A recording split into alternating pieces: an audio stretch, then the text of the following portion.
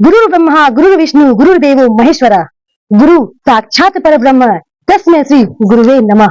नमस्कार दोस्तों, मैं रूपा आपका एक बार फिर से स्वागत करती हूँ। आज है शिक्षक दिवस और आप सभी शिक्षकों का मैं अपने दिल से हार्दिक अभिनंदन करती हूँ। दोस्तों, शिक्षक एक ऐसा दीपक होता है जो खुद तो जलता है पर दूसरों को प्रकाश प्रदान करता है।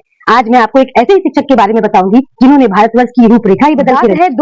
2347 वर्ष पूर्व की एक ऐसे ही महापुरुष युग पुरुष का जन्म हुआ था जिन्हें हमारे पृथ्वी की प्रकृति की धरती में इतनी धूल नहीं कि उनके नाम को हमारे विस्मृतता हमारे जहन से मिटा सके। आचार्य चाणक्य। जी हाँ दोस्तों, आपने चाणक्य के बारे में जरूर सुना होगा, जिन्हें विष्णुगुप्त और चंडीपुत्र चाणक्य, कौटिल्य इन सभी नामों से जाना गया। दोस्तों, वो तक्षशिला के आचार्य भी कहे गए और आज उनका अपमान एक ऐसी सभा में हो रहा है जहाँ एक भोगविलासी राजा जो कि मदिरापान में इतना मग्न है, इतना चूर है, इतना घमंड में, अपने अहंकार में इतना चूर है कि उसे एक शिक्षक का अपमान करते कतई देर नहीं।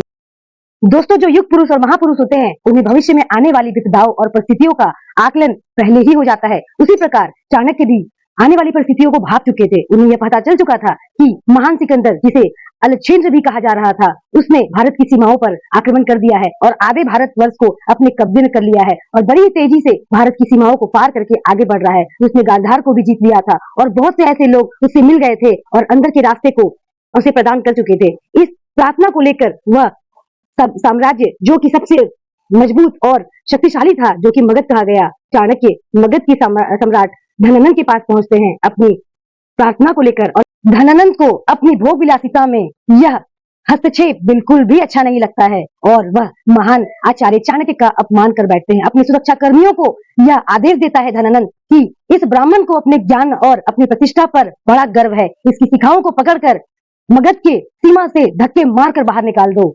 यह अपमान को बर्दाश्त करते हुए चाणक्य एक बार फिर से विनती करते हैं कि मैं आपको आने वाली भावी परिस्थितियों से अवगत करा रहा हूं महाराज। मेरा अपमान, एक शिक्षक का अपमान आपके साम्राज्य के लिए अच्छा नहीं होगा। आप अपनी मर्यादाओं को ना लांघकर अपने विनाश को आमंत्रण ना दे। पर धनानंद कहाँ मानने वाला था। वह कहता है, मूर्ख ब्राह्मण, तुझ जैसे शिक्षकों को मैंने बहुत देखा है। अपने इस अपमान का बदले में आचार्य चाणक्य कहते हैं कि जब तक धनानंद मैं तुझे तेरी राजगद्दी से उतार कर तेरे सर्वनाश का कारण नहीं बनूंगा, एक ऐसे राजा को अखंड भारत ही नहीं बल्कि मगध के राजा के साथ साथ चक्रवर्ती सम्राट न बना दूं तो मेरा नाम भी चंडीपुत्र चाणक्य नहीं। इस वक्तव्य के साथ चाणक्य अपने एक नए राजा की खोज की तलाश में निकल पड़ते हैं और उनका सामना कई ऐसे लोगों से होता है, कई ऐसे व्यक्तियों से होता है, जिसके अंदर वह अखंड भारत के एक ऐसे राजा की खोज करते हैं जो अपने प्रजा के प्रति हित और अच्छाई के बारे में सोच सके, पर उन्हें निराश ही होना पड़ता है। अंतिम में उन्हें एक ऐसे व्यक्ति मिल भी जाता है पर उसके अंदर लोभ और लालच होता है जो कि एक राजा के अंदर नहीं होना चाहिए। वह हर परिस्थिति में अपनी प्रजा के हित के लिए ही सोचता हो, पर इस बात से नाराज और उदास होकर फिर से वो अपनी खोज में निकल पड़ते हैं और एक दिन एक चरवाहे के घर में एक बालक से उनकी मुलाकात होती है और वह बालक को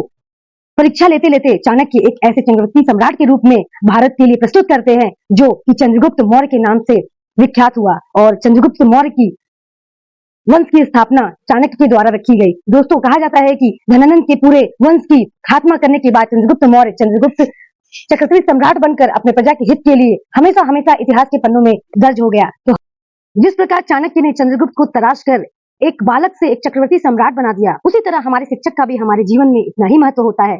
तो दोस्तों, आज शिक्षक दिवस के मौके पर आपको यह वीडियो कैसी लगी? आप सभी का बहुत ही आभार व्यक्त करना चाहूंगी जो आपने इतने ध्यानपूर्वक इसे सुना। धन्यवाद।